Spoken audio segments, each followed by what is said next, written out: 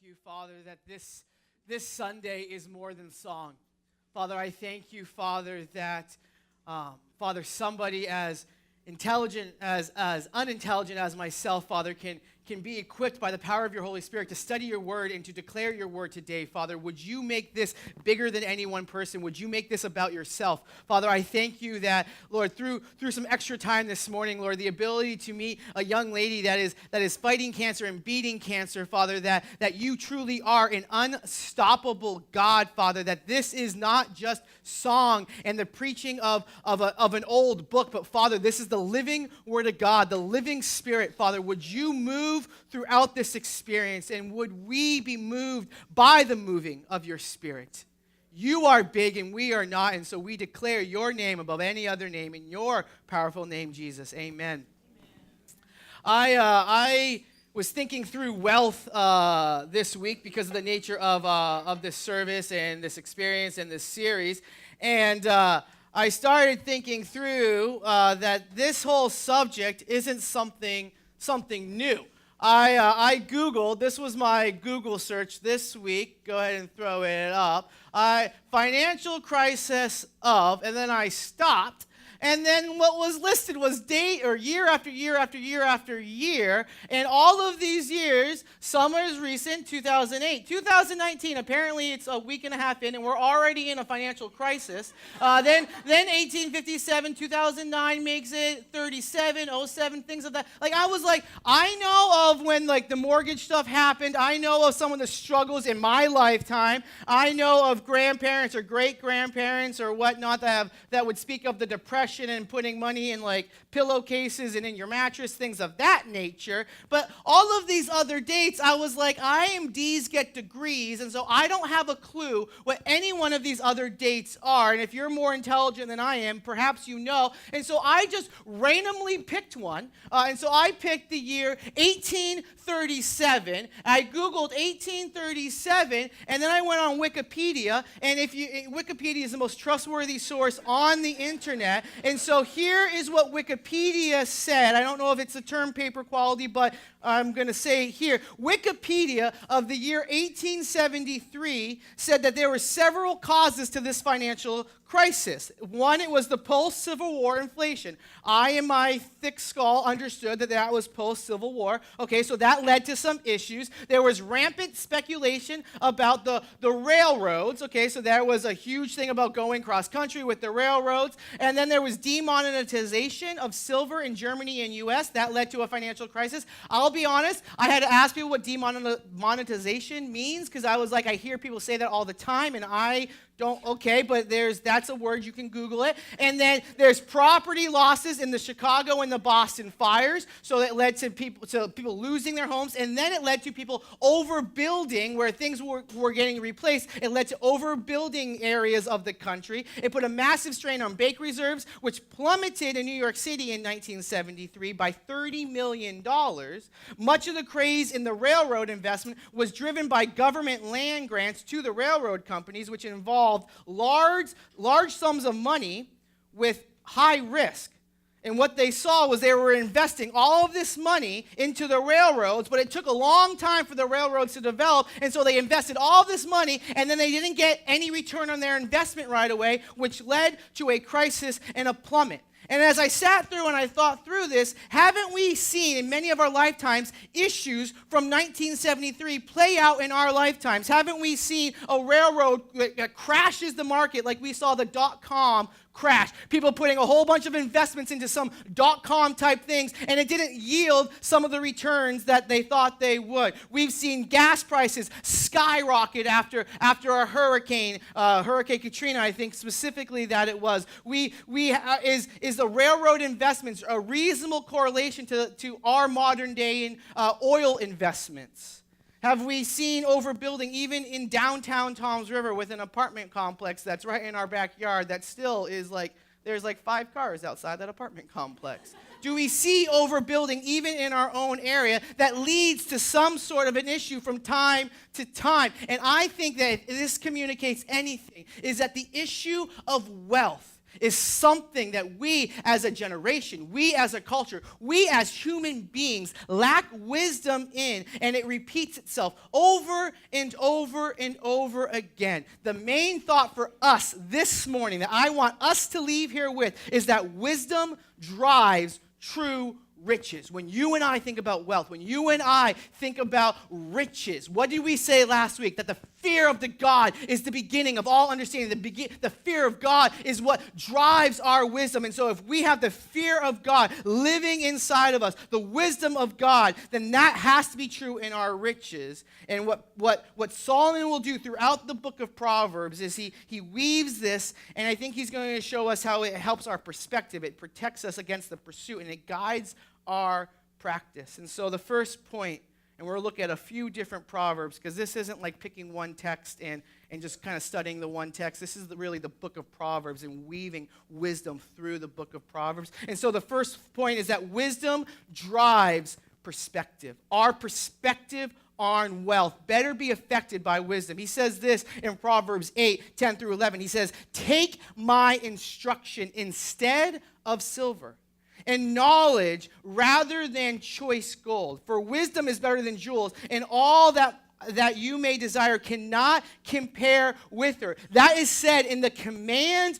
form that you should take instruction, that you should know, that you should have knowledge of money, that the wisdom, that is in the command, that you should seek that more than silver, more than gold. That is in the command form. Why? Because that's what Solomon did. When Solomon was offered the world, what did he want? He didn't want riches. He wanted wisdom to rule people well. And so he lived this out. And the why, he says, like, why am I commanding this? Why is because nothing compares to wisdom. Teach a man to fish perhaps is better than providing fish. Or maybe even better yet, if somebody's in need in front of you, maybe it's give them a fish, but also teach them how to fish.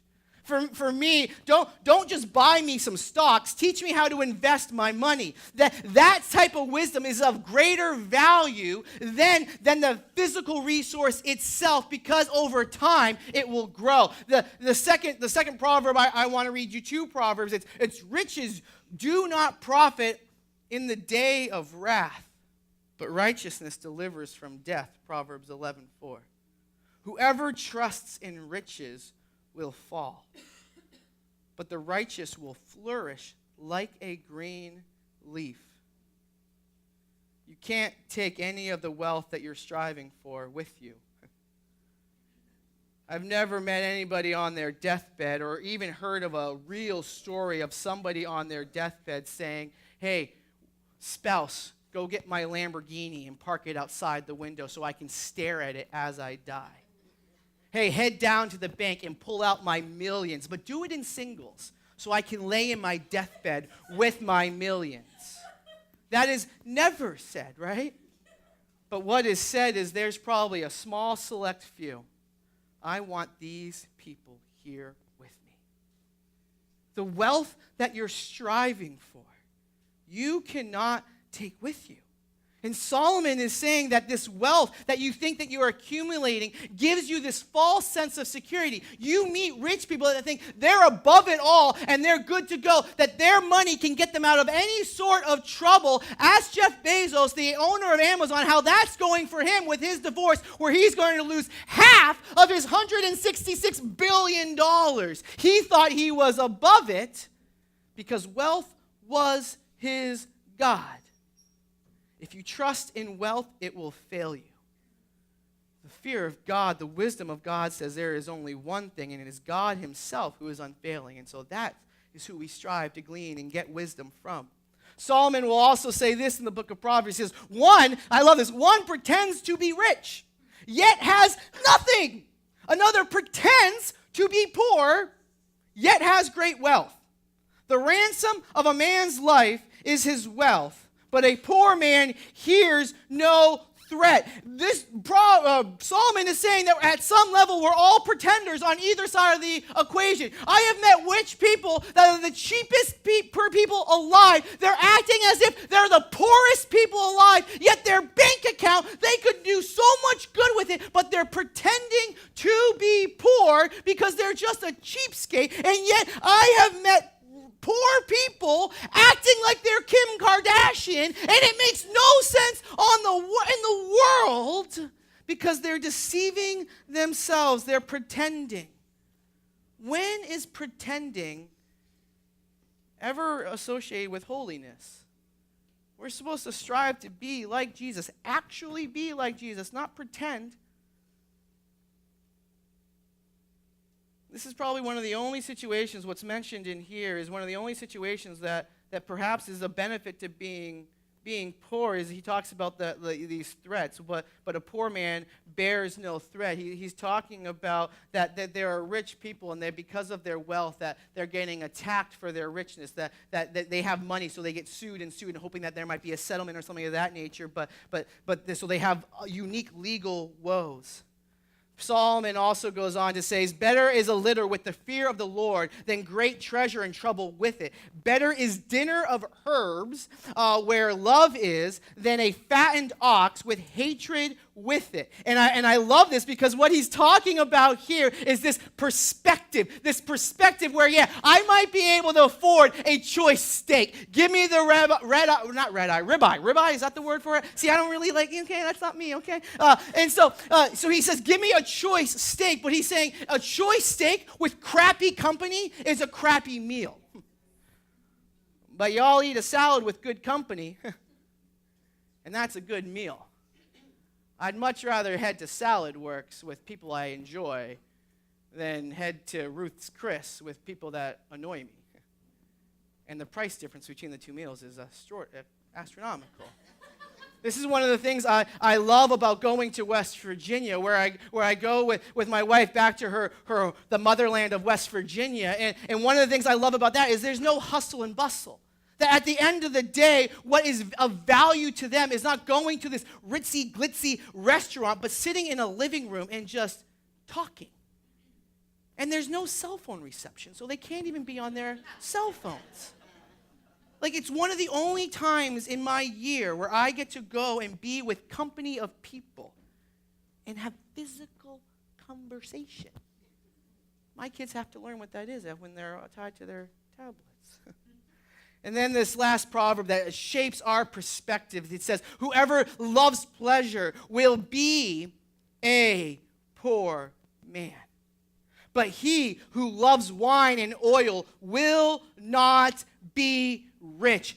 Solomon is talking about the enjoyments of life. And if you elevate things that lack virtue, lack justice, over wealth itself, in the end, you will be found wanting. He's saying the perspective is that we should love honoring God, not love wine, not love pleasure. If you love those things, at the end, you will be like a poor man. If wealth is your God, then here's what you should be striving for on earth. More and more and more wealth. But if God is your God, then you do whatever you can to get more and more of God. And everything else works itself out. It's perspective. Perspective. I heard this stat, and then I had to Google it to make sure that I was saying it to you, that it would be accurate. I heard this stat that 8% of the world owns a car. And so when I was Googling and whatnot, a little bit of Googling, it's probably somewhere between 8 and 9%. So somewhere between 8 and 9% of the world owns a car. Now, I know we live in America. I know that you can say whatever you want about the stat. But at the end of the day, if you drove to church today, somewhere between 92 and 91% of the human race considers you a pretty lucky person. Perspective. Perhaps many of ourselves think ourselves to be impoverished because of a lack of understanding about true poverty. Have you talked to the homeless among us that have been coming for the last few weeks?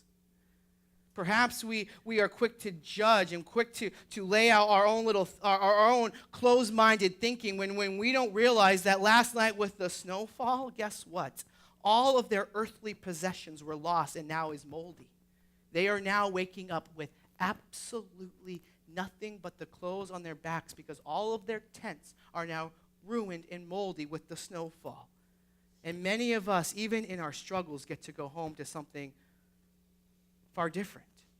Perspective is gained when we deal with reality, when we are a people that we as a people, we're so easy to rationalize, we're so easy to create a self-serving perspective to go and to indulge ourselves instead of dealing with a proper reality, looking at the scope of mankind, looking at the scope of reality and saying that, you know what, perhaps I need to deal with this differently. When it comes to budgets, I've met with young people, a young person in particular that said, over the summer, I am going to raise up, I am going to save $1,000 to meet this financial need in my life. And so as we're sitting across a coffee table, I said to this young person, that's awesome. You have 3 months to do that. So you're saying that in your budget, you have about $333 in excess every single month to get that $1,000. And this person was like, I think so. I'm pretty sure. And I said, well, let's test out pretty sure. And I pulled up my Google spreadsheet. And we just did something very simple, a simple shift. We put out everything this young man had to pay. We put in everything his income. And we found that he actually is probably going to owe money at the end of the summer. And so we made, when we stop living in la-la land, when we gain a healthy perspective, then we can make better decisions. We can get a new job or strive for that raise. When we put things down and deal with reality. So here are some perspective questions. Why do you need what you're about to purchase? Or do I need what I'm about to purchase? What motivates this purchase? Am I financially rich but spiritually poor? Does the God of wealth or the true God inform my pursuit of finances?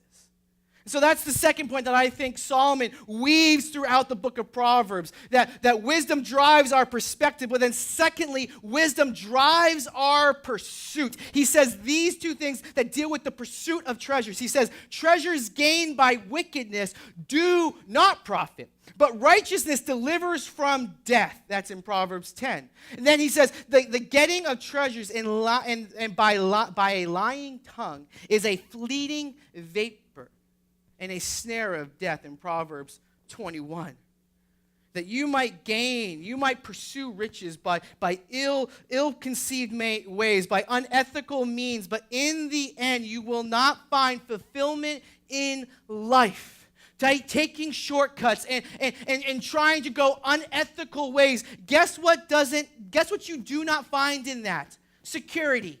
Because now you've achieved success, you've achieved wealth by unethical means, and guess what? You live as a fake.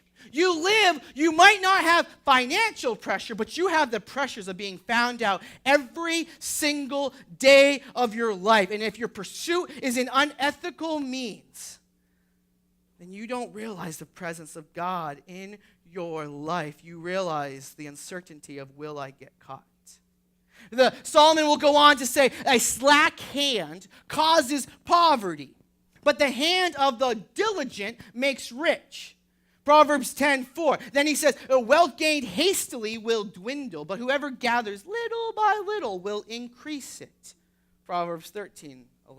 An inheritance gained hastily in the beginning will not be blessed in the end. Proverbs 20:21. This proverb Proverbs in general is not a promise. You cannot take any one proverb and say, this is exactly how it's going to go for the rest of your life. Train up a child in the way that he or she should go, and blah, blah, blah. Like sometimes you train a child up well, and they still go off and do stupid things. What Proverbs is saying is that more often than not, here's how things play out. More often than not, you bust your hump and you're going to see a result to it. More often than not, if your hand is slack and you're lazy, you'll find yourself in poverty. Again, not in absolute. Poor people are not lazy people. That is not what Solomon is saying, but what he is saying is that it can be a result of being lazy is poverty. And that you and I need to work and grind and slowly build up financial stability It's why there are few lottery winners with lasting wealth. It's what this proverb is talking about. It's talking about natural results. A natural result is if I choose to be an older person living off my parents, and I have the means and the ability to get out of the basement and go make an income and to provide for myself, then odds are that type of a person that is grinding is able to be more generous. But the person trying to take a shortcut, whether it's living off of a system created by the government or a system created by parents or whatever the system might be, that they might lack generosity, although there is a time and place for it. If my kid is in need, he's welcomed in my house. If my kid is old enough, I'm kicking him out, and he's going to go and learn to earn his ways for himself. And so are we generous or do we hoard? And is it the result of the world and the system in which we have ourselves created? Solomon goes on to say, I love this proverb. I love this proverb. Where there are no oxen, the manger is clean, but abundant crops come by strength of the ox. Now that's a weird proverb to love. I know y'all are judging me right now, but this is a judgment-free church. Where there are no oxen, the manger is clean, but abundant crops come by the strength of the ox. That is saying that, hey, I want the reality of riches, but you know what? Oxen are stinky and smelly, and so I don't want oxen to be present. But in this day where grain and crops are needed, you have to deal with the mess to get the riches. That if you want to eliminate the oxen, sure, you're going to have to feed out less grain. Sure, your barn is going to be clean, but who's going to help you with the crops? But to see what you consider to be annoying is actually the strength of riches. That there's greater return on investment by having oxen to deal with the crops. This is Solomon saying a modern-day version of spend money to make money. But it requires us to think a little bit because it uses words that requires us to think. That we must attain the right equipment to get the best results. That is how you pursue. And then he says this with the last proverb about pursuit. He says, do not toil to acquire wealth. Be discerning enough to desist. Google that word. I had to Google it too. When your eyes light up on it, it is gone, for suddenly it sprouts wings, flying like an eagle toward heaven. There's two things that Solomon is concluding in these verses. He's talking about this balance of life and this balance of focus. Are you striving after riches to the point of not resting?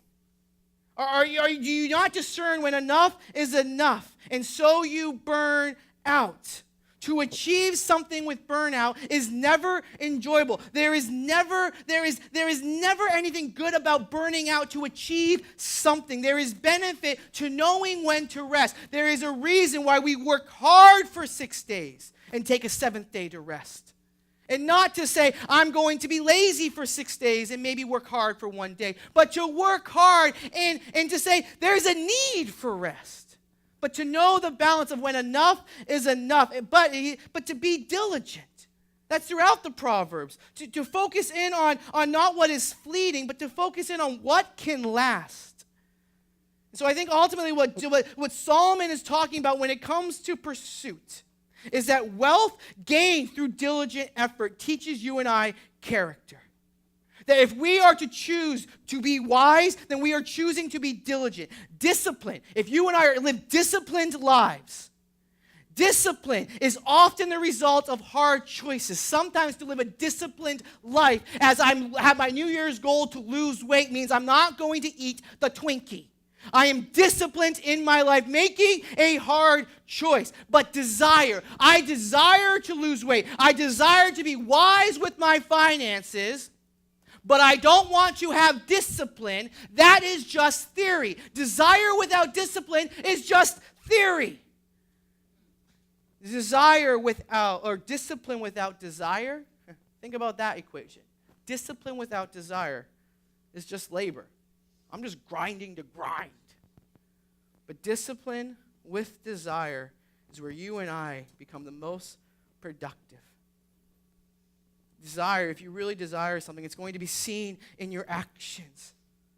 Desire that meets discipline is when you choose to live on what you can afford, not being our Kardashian on a minimum wage income. We live on what we can afford, and if we don't like what we can afford, then we start to grind, or we start to adapt to what is the reality before us. Or we come to the church when we are in genuine need, because the church should be full of generous people that are not hoarding their wealth but are freely giving to others, because that's what we're called to do. And so this is hard counsel. This is hard for you and I to see of ourselves. This will require other people to come alongside. Am I working so hard that I forgo rest? Am I the way I spend my money? Is it laziness? Is it sloppy? Am I being stiff-necked? Am I hoarding? Or do I need somebody else in their perspective to say, Jason, you should be more generous, or Jason, here's the reality of your life? Because sometimes our own view becomes self-serving, where we need the view of God, his perspective on our pursuit. I was at the gym 2 weeks ago. And for you guys that started 2019 saying you're going to go back to the gym, there is some gym etiquette that is helpful for you to know right from the start. And I broke this etiquette because I love you, because I was willing to sacrifice for you. Because what happened was if you're on the gym floor, it's not really a place for conversation unless you're working out with somebody else. And so, to stoke up a conversation with some random stranger at the gym, come on, that's we don't do that, okay? And we especially don't do that in the locker room. In the locker room, it's always eye contact. You're not looking around. It's just eye contact always. And it's not the place to start a conversation with a complete stranger in the locker room. You wait till the parking lot. Get in, do your workout, and get out. All right, but here I am in the locker room all by myself, and two gentlemen that apparently knew each other were talking, and they were talking about finances, and the way they were talking, all the words coming out of their mouth made it obvious to me that I'm I don't think they know Jesus, but they're talking about money, and I'm going to teach a series on money, and so I said to myself, my congregation needs to hear what these gentlemen are saying. And so I sat there and I eavesdropped, doing the Christian thing, because I love you. They thought I was a complete weirdo, but I love you, and I embrace the awkwardness. And here's the simple thing that they said about the pursuit of life and finances. The one gentleman simply said this: I know people with 2 houses, 2 homes, and guess what? They're broke. They have 2 homes and double the bills. They have just as little money as I do with my 1 home. They got the paycheck and went to the max, and now there is still no margin in their life. That they now have double the struggle because they try to double not only double their income, but double their bills. Has the pursuit of more left you as broke as you were when you had little? Is more stuff and less God brought you the lasting happiness that you have wanted? Is your financial pursuit to worship, are you pursuing the worship of God or the worship of wealth? And then ultimately, the goal of your pursuit will inform then your practices. And that's the last thing that I think Solomon is addressing in the realm of wealth when it comes to wisdom. He says, wisdom, yes, drives perspective. Wisdom will drive our pursuit. And then lastly, wisdom will drive the practice of our wealth, the practice of what we do with our finances. He says this: whoever oppresses the poor to increase his own wealth or gives to the rich will only come to poverty. This is the anti-Robin Hood approach to life: to oppress the poor, to make myself feel better, or to have wealth but to give it to rich people as if to do one thing. There's only one reason to do any one of those things: image. You care more about your image than you do people. The second proverb that I want us to consider is, know well the condition of your flocks and give attention to your herds, for riches do not last forever, and does a crown endure to all generations. The simple practice of your finances. Are you living in la la land? If you say, I can afford this car, or I can afford this purchase, does your bank account match that statement that you and I are not going to be sloppy with our finances, but we're going to know darn well if I buy this car and the insurance that's associated with it, the gas that's associated with it, that my bank account says I can afford this. That is knowing the condition of your herd and being diligent with your resources to be productive with your resources. And to not get to the point where we feel like we no longer have to work. Because even Bill Gates is working on his foundation. But to keep grinding with rest so that we can be generous people. That is the practice of wealth. He says this, he says, where whoever works his land will have plenty of bread. But he who follows worthless pursuits will have plenty of poverty. A faithful man will abound with blessings. Whoever hastens to be rich will not go unpunished. Do you seek to be rich quickly that you lose sight of the blessing? That in your pursuit, in your drive, I know of one person. I'll mention this more specifically next week, so act like you're surprised when you hear this next week. I know of a person that is grinding, that has quit cigarettes, and is saving $10 a week, or $10 a day, what this person was spending on cigarettes. Now she is saving $10 a day, so at the end of the year she has more money than she had before. And she's going to be able to buy a car. Could she go out and take out a loan? Yes, she might be able to get what she wants quickly. But she's grinding every single day. She will know the blessing of saving and discipline in this approach. And in the end, when she's not paying interest, she will have more. So do we seek God in our practices, or do we look for a quick way out? He says this, honor the Lord with your wealth and with the first fruits of your produce. And your barns will be filled with plenty. And your vats will be bursting with wine. That the practice of offering God a portion of our wealth acknowledges God as the source and the provider.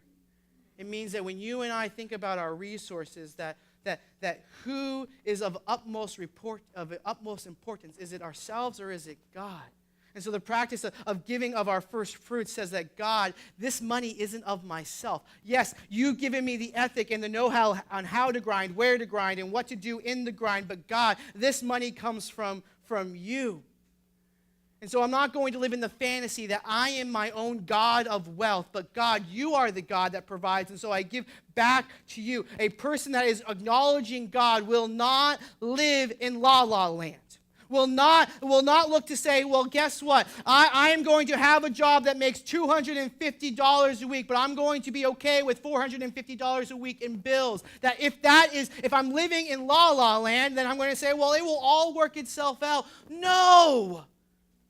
Perhaps we need to look at reality and look to God for wisdom to change said reality. Perhaps we need to when we look at our reality and stop living in la-la land, perhaps we need to let our priorities dictate how we handle our finances. And if priorities are of God, then we're going to handle our money in a God-honoring way. We will practice that. And if God is our God, then guess what He's going to inform us in wisdom? He will inform us to know when enough is enough. And stop striving for more and more and more and more and more. Because you'll strive that endless rat race for the rest of your life. We as Christians call on the name of Jesus. And we see Him as enough. And so whatever money comes my way, I'm able to be generous with it because God is enough. Ava and I, last year, we as a church preached through our values. We talked about generosity within those values. And one of those things we said as a church was that when it comes to our families and when it comes to us as individuals, that we should let God fuel our values. And so I encourage you guys in that sermon, I challenge you guys to come up with an individual or a family mission statement and then with some values. And whenever a decision came to your family, that you would funnel it through that mission statement and those values. And so Ava and I wanted to lead by example, and we did that. And so we said the Coache family is a family fueled by faith. And then we identified 5 values. Faith will fuel our family relationships. Faith will fuel our financial stewardship. Faith will fuel our friendships. Faith will fuel our fitness. And faith will fuel our fun. We wanted to strive after all of that through the confines of faith. And so Ava and I came to a point where Landon wanted to do karate.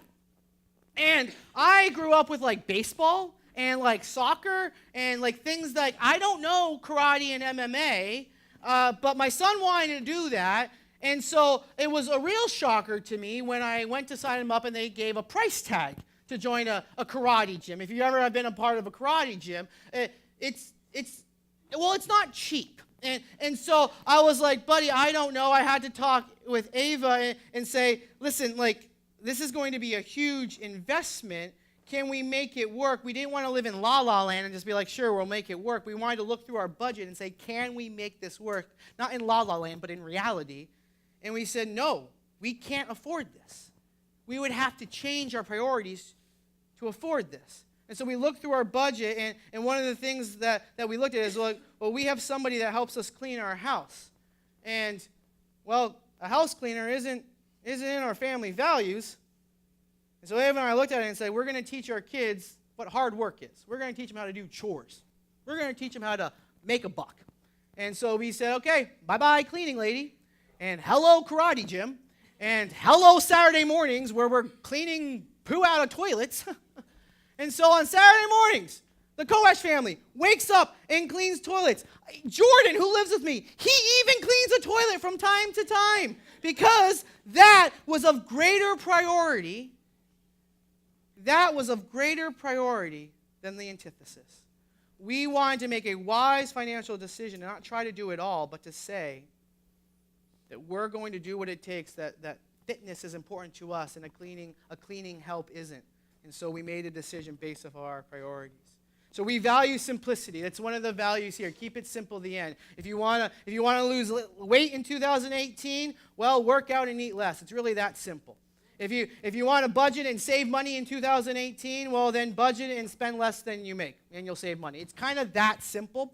And so here's one of the things I want to encourage you guys to consider. It's what Ava and I use. And if you've ever had a conversation with me, go to that next picture of every dollar. If you've ever had a conversation with me either in marriage counseling or around a coffee table like this, I've encouraged you with this app called Every Dollar. This isn't mine, so don't judge me. This is not mine.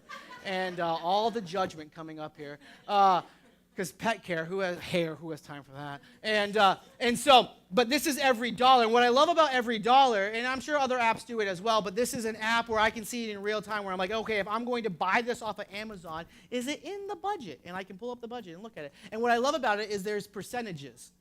That if Ava and I decide that we want to give X amount to the church, or if we want to have X amount of money be towards lifestyle, a percentage, then guess what? If there's a raise, what changes is not so much that, oh, great, now we've gotten a raise, now we're going to throw millions at the lifestyle.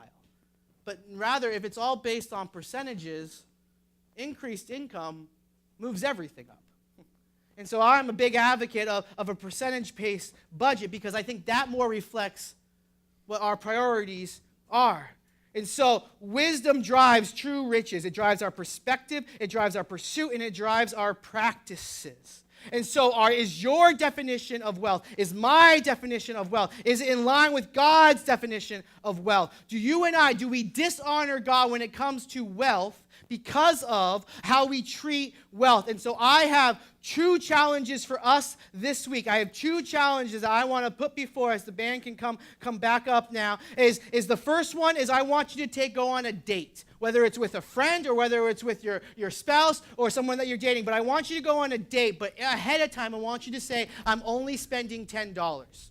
That we together, whether it's a friend or whether it's a loved one, or maybe it's a person you just met on your walk in, you're welcome. I want you to go out on a date for $10 because I think what it will do is it will teach you creativity. It will teach you how you can stretch a dollar. So go on a date this week for $10. And then secondly, next week, I'm going to ask that we as a church bring in clothing to give away. Camping supplies to give away. And next week, I want to flood a table outside there with tents, with camping supplies, with clothing, because there's a group of people that last night lost it all. And there's many of us that are going home to excess. could we bring in some of our excess next week to give to the homeless that are among us? Let's sing one more song of worship. Thanks for joining us today. If you'd like to stay connected, go ahead and subscribe to our YouTube channel, follow us on Facebook or Instagram, and if you would like to help us with our mission of igniting a craving for Jesus by relentlessly loving our community, you can find the link to give and all the other ways to connect with us down in the description box below.